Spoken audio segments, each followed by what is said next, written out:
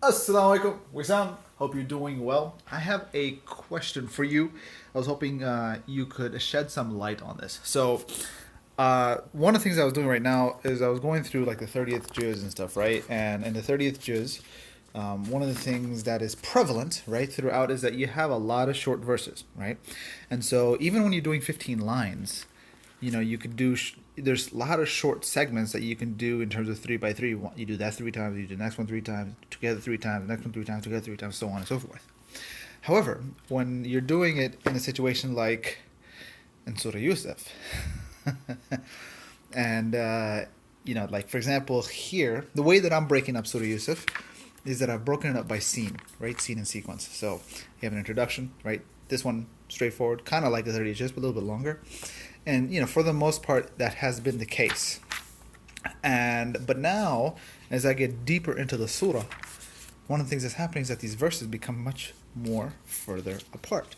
And so, doing 3 by 3, for example, in scene 12, which is when he's entered into prison, he is, there's a whole conversation happening. And so, one of the things I'm thinking about doing, and you tell me if this would be appropriate. Now, based on the rules of waqf, right, we know that on the sad lam ya, we can stop. And same thing with the jeems, we can stop. And so what I'm thinking about doing is considering and breaking up each of these into its own sabaq. Because I know from my flow, one thing that I've come to realize is when trying to do 14, 15 lines at a time, it's really, really exhausting, right? It's really hard to get through it. And so, however, I know like my sweet spot is like the 7 to 10 line space. Now, although in this case, we're talking about 1, 2, 3, 4, 5, 6, 7, 8, 9, 10, 11, 12, 13, 14, 15, 16, 17, 18 lines. And so, this is even bigger than, but this is all one scene, right? And I'm taking it scene by scene. So I'm thinking about making, because even within this one scene, each verse is its own thing, right? Here, there's a problem that he's given, and so he establishes his credentials and the dawah that he's doing. He gives his lineage, and then from there he asks a rhetorical question. He discredits the alternatives in terms of shirk, and then he fulfills the request that was made of him, and then he asks for a favor to basically be mentioned when the guy goes free. And so each one of these verses I'm thinking about splitting or maybe pairing them together, like this would be one sabaq, this one and this one would be another sabaq, and so on.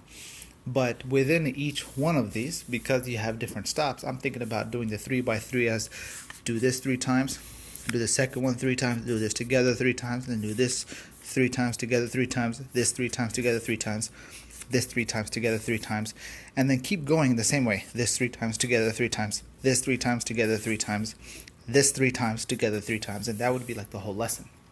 And so, let me know your thoughts. This is how I'm approaching these long verses, and this might be something that you might want to consider, or not. I don't know. It's up to you. You're the teacher. I'm asking for your feedback. You let me know. Assalamu alaikum wa rahmatullah. Bilal, you are on the right track. We have the 3 by 3 set up specifically for the 30th juz because the ayahs are shorter. When we would come to longer surahs, Surah Baqarah, even some cases of Surah of the 29th juz, we would be stopping at a complete thought, if you will, and anywhere on those rules of waqf. So the awqaf rules are where you would break it down, and you can break as many small pieces as you want. Specifically, when you're there in that 12th scene, you're going to have to break it up accordingly, maybe 1.5 line to 2 lines at a time.